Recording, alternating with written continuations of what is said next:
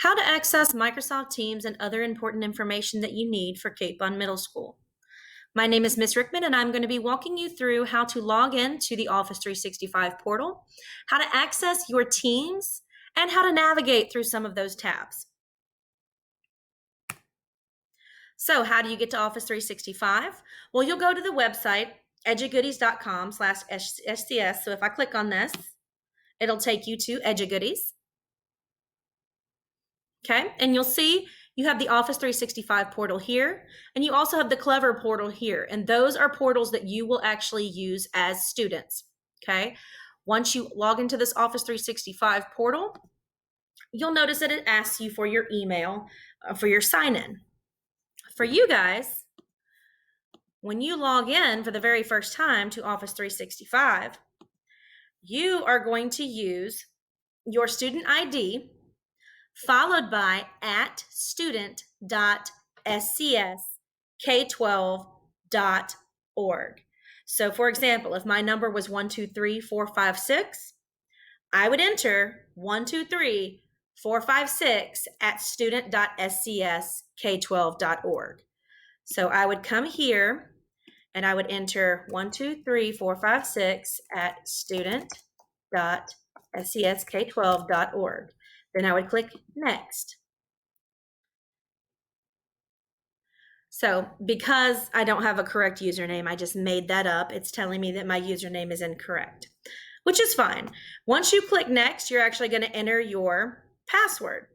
Your password is going to be your complete birth date. So for example, my birthday is January 24th, 1980. So my password would be 01241980. Once you enter your username and password, you're going to click sign in. It may tell you that more information is required.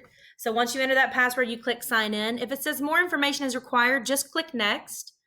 And if it asks you all this information about not losing your account, all you got to do is click cancel. You don't have to worry about that. You don't have to worry about losing that account, okay? Once you have entered all of this and you've entered Microsoft Office 365, it's going to kind of look like this. Now, I have a lot more information than you're going to have when you first log in because I've been sharing things and adding things to my Office 365 for a while. So if you look down here, down the side, you'll notice all of the icons. So you have access to Microsoft Word. So if you want to do a paper and you need to access that, it's right here. PowerPoint, you can access that to create a PowerPoint presentation for your class. And then you can click on Microsoft Teams. So that is what we are going to focus on today. So Microsoft Teams. So I'm going to click on this, and it's going to take me to my Teams page. So it automatically pulls up the very first team when you log in, okay? So if I click on Teams right here, it takes me to my Teams page. And when you log into your Teams page, you will be able to see every single team that you have been added to by your teachers. Now, obviously, I have a lot of extra teams on here that you guys are not going to have. So you should see, if you have me for second period, you would see Miss Rickman Science second period on your screen. Then your next class might be Miss Hildebrand. The next class might be Miss Rader, and so on. So you would see a different list than I see because I am added to a lot more teams than you guys will be. But you'll see a list of all of your teams. If you don't like the way in which they're ordered or they're not put in class period order, you can just right click, grab it, and move it around the screen wherever you want it, okay? You have the ability to do that just to adjust it and move it around the screen so that it is in order for you. So let's click on Miss Rickman Science. So you see that we have posts here. Anything that I am going to give my students, it will all be up here in these tabs. Anything that my students need access to will all be up here in these tabs. So we got posts, files, our class notebook, assignments, grades. I also have my class website here, and a few other things. So anything that I need my class to access, it will be in these tabs. And that will be the same with your other classes as well. So whatever your teachers want you to have access to, it will all be up here. So you won't have to go to a bunch of different websites. Everything will be available for you on Microsoft Teams. So if something happens, and let's say Microsoft Teams is down for maintenance, or something happens and we get kicked off, that is going to be something that your teachers will let you know what their backup plan is if something happens and Microsoft Teams is down for any reason. Your teachers will let you know how to do that. For me, it's going to be through my website to access that information. I'm going to take you to one of my other teams here that I have been added as a student. So you can kind of see the student view. So you notice that the students actually see similar to what I was looking at. So all these, everything that I post or everything that I put in or everything Miss Morris put in, you notice I can see here. I can go to the class notebook, and if I click on class notebook, where all of my information will be stored, you notice I can see the collaboration space because that is where everybody can work together. I can see the content library. In the content library, she can add files and reference sheets for students to use. Now I can look at these and I can use them, but I cannot edit these in any way. So I can see all of these and all the information, but I can't write on it. I can't do anything with it. The content library is simply for you to have anything that you need access to. So if you accidentally delete something out of your notebook, or if you need to read something that all the entire class gets to read, that's going to be in your content library. You cannot make any edits to that. Now, you can make edits to your notebook. So notice that the only name that I see on here is my name. I will not be able to see anyone else's notebook. My notebook is my notebook, and I can't see anyone else's.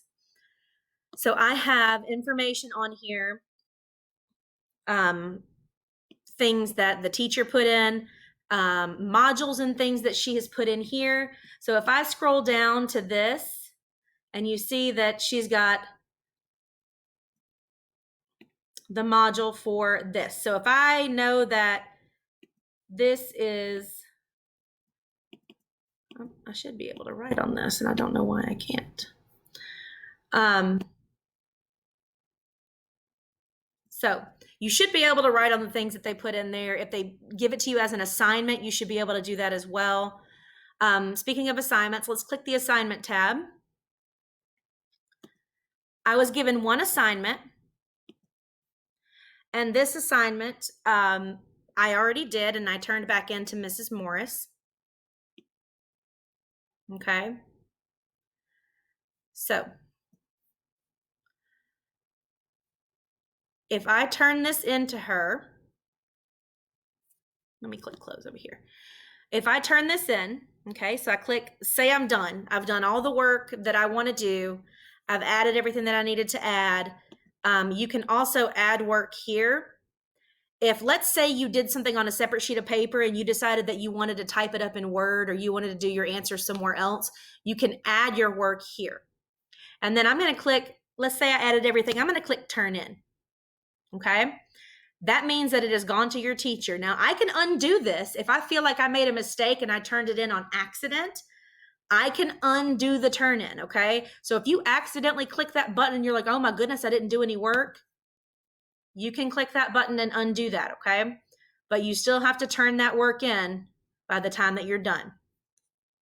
So you can click on grades after the teacher has graded it, after the teacher has turned it back into you. You can see the status. So the status is I've turned in this assignment, but it has not been graded yet. Once it's been graded, that grade will pop up right here and let me know how I did. Okay. So you see that Miss Morris has some things for her students. So she's got accountable talk on here, and that's going to open up.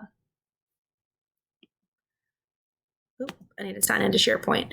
So some of these are not opening up because I haven't opened SharePoint yet, and that's okay, because you guys can do that, because if you look on here, you'll see you've got SharePoint right here, so you'll be able to do that. But you get the idea. So the class notebook, when you have that open, you can only see your class notebook. You can see the content library. You can see the collaboration space. You cannot see anyone else's notebook but your own. All the teachers should have all of their information on their page. So all the tabs at the top should be things that you need or you will need to access, such as websites and things like that. Well, what about your class meetings? So for class meetings, most of us will schedule a meeting. And it will either be right here. If you notice right here, there is a scheduled meeting. Now, I know that says 8 o'clock instead of 8:10. I just kind of created a meeting really quickly so that you guys could see what it was like. So you can either click here and it'll say join when it's time to join that meeting. Okay. Oops, sorry. It'll say join at the bottom when it's time to join the meeting. So once I've opened the meeting up and you're ready to join, you can click join. Or if you open your calendar and you go to the week of the 31st, you scroll up to 8 a.m., you'll notice that it says Rickman second period science. So we've already scheduled a meeting for that day. So they would click on that and that's how they would join the meeting. So there are two options to joining a meeting. You can click your calendar, or you can simply get into the team and look to see if there's a join button down here. Okay. So there should be, you should have the ability to join a meeting if you just scroll down to the bottom of the post and you'll see where it says join whenever you're ready to get into the class.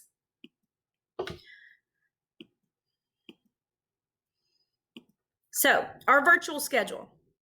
Usually we would have staggered lunches and everything would be different. But since we are virtual, everybody has the exact same schedule. So we are going to be an 8 to 3 school instead of 8:15 to 3:15. So check-in in the morning is going to be from 8 to 8:10. Now your homeroom class and your second period class should be the same. This is not always the case, but they should be the same. So we have second period from 8:10 to 9, then third from 9:05 to 9:55, and so on. Each class period is going to be 50 minutes in length. We will all go to lunch at the same time, so everyone goes to lunch from 11:45 to 12:15, and the end of the day is 3 o'clock. So let's take a look at an actual schedule. So here is a schedule that you guys might see in your Power School. And you notice that I am listed as the homeroom teacher, right? So homeroom is technically first period, okay? This is technically our first period of the day. So this is going to be our 8 o'clock to 8:10 class. And you notice that homeroom and second period are the same. So they'll stay in second period until 9 o'clock. Then third period, they will go to Mr. Palladino for performing band. Fourth period, during that time block, they will go to the team that is Miss Miller's team for visual arts. Then during our fifth period block, they would go to Miss Rader's ELA class. In the sixth period block of time, they would go to Miss Boylan's pre-algebra class. In the seventh period block of time, they would see Miss Hildebrand for social studies. And during eighth period, they would see Miss Wilson in intervention. Notice that it has lunch down here at the bottom. Lunch is still going to be at the same time, even though it's written at the bottom, and I know it seems a little bit confusing, but everybody is going to be 11:45 to 12:15 lunch. That's not going to change. So the time of that does not change. It's just written at the bottom of the schedule because it's not technically a class. So everybody has the same schedule. Everybody goes at the same time. Everybody has lunch at the same time. We have 5 minutes between each of the core classes and each of those, except for homeroom. That's the only time we don't have a 5-minute break because everybody's homeroom and second period are pretty much the same. We have 5-minute intervals between each class. So you've got 5 minutes to use the restroom if you want to use the restroom. You have 5 minutes to get to your next virtual class. If you have any issues, the best thing to do if you have any problems is to make sure that you have a way to reach your teacher.